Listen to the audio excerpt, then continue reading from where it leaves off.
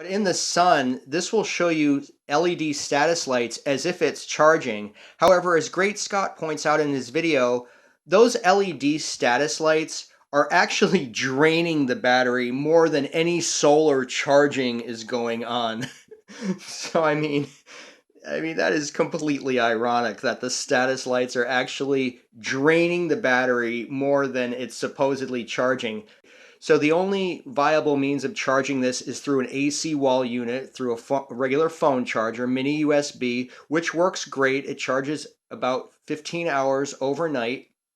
I was using the 1 amp out to charge my 1900 milliamp LG Android here.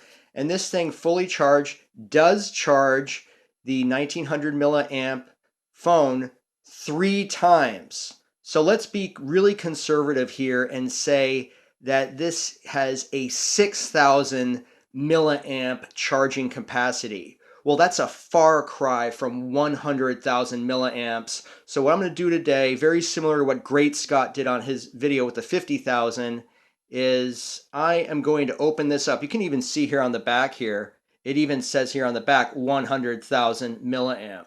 You can see right here, the connections from the solar panel say sun negative, and over here, sun positive.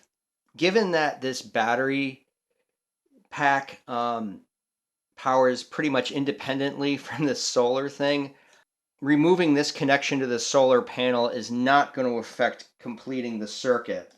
At least I hope not. So I'm just going to desolder those right here.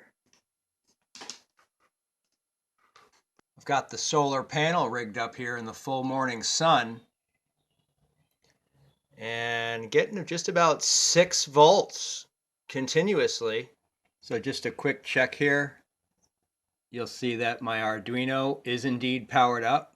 See the red status lights there.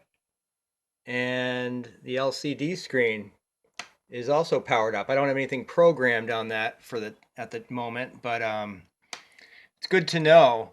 Now, because I've got more than 5 volts coming out of that solar panel, you want to plug in the power to the VIN pin right there, the VIN pin, not 5 volt because it exceeds 5 volt. So just keep that in mind, that you don't want to fry your board with a solar experiment like this. However, the VIN pin works great. Well, I'm going to put a plastic barrier behind that cover just out of a 1-gallon plastic container here in true frugal tech fashion. All right, that's fitting nicely. Let's put this back together.